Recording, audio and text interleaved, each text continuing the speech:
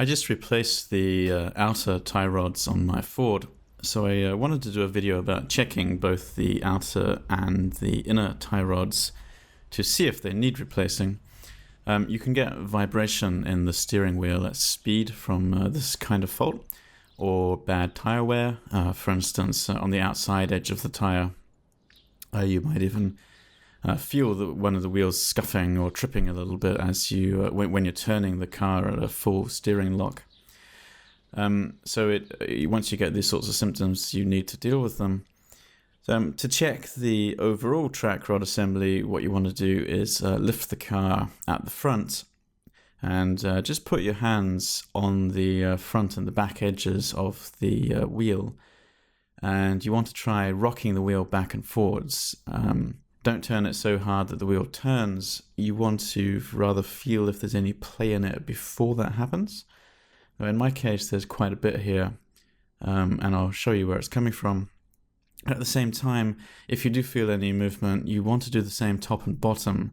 You want to try to see if the same movement is present in the vertical dimension. And if it is, that means that you're more likely to have another problem, like a worn CV joint. So what you're looking for is play horizontally but not vertically. That's what suggests a track rod problem. So if you can feel some, take the wheel off and get a closer look. Now here's the track rod on this Ford. There's the outer tie rod end, which attaches to the steering knuckle, and inside that is the inner tie rod, which goes to the steering rack. So these both use ball joints, which are subject to wear. The ball joints are inside rubber boots, and we want to check all of that. So start with the visual inspection, and straight away you can see that the rubber boot on this outer tie rod ball joint is completely gone. This is badly damaged. As you can see the metal ball joint up inside. This is supposed to be filled with grease, but of course that's gone now, and the joint will have worn itself loose just with wear. So this is what it should look like. This is a new tie rod end. See how the boot is undamaged, and it will be packed with grease inside there. So either way, you can now visually check for movement in the ball joint. Even if the boot's not damaged, you can still check for play. So notice how when I rock it here, there's a little play or movement in the joint itself. You can see the wheel essentially moving before the track rod ever does. So this means that the wheel is not being properly steered when you're driving. So this tie rod needs replacing. Now if on the other hand it was good, you would want to go on and look at the inner rod. Now the first thing that you can do is just grab it firmly by the hand and just try to push it around a bit.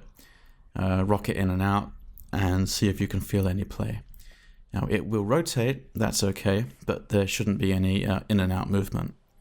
Now if there is, that inner joint is worn and you'd need to replace the inner tie rod.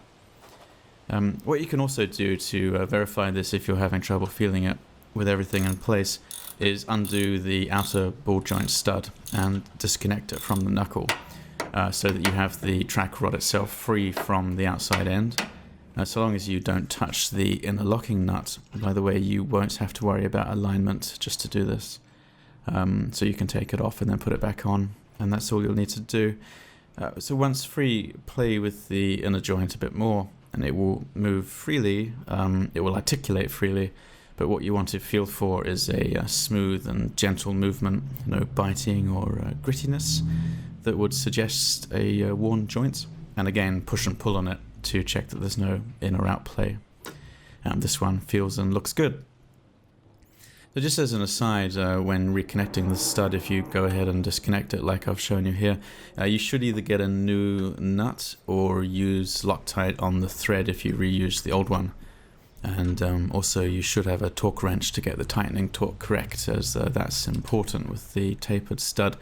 Now I did a separate video on replacing the outer tie rods, so if you that covers all that stuff if you're interested in that. Okay, that's it. Hope this was helpful. Have fun.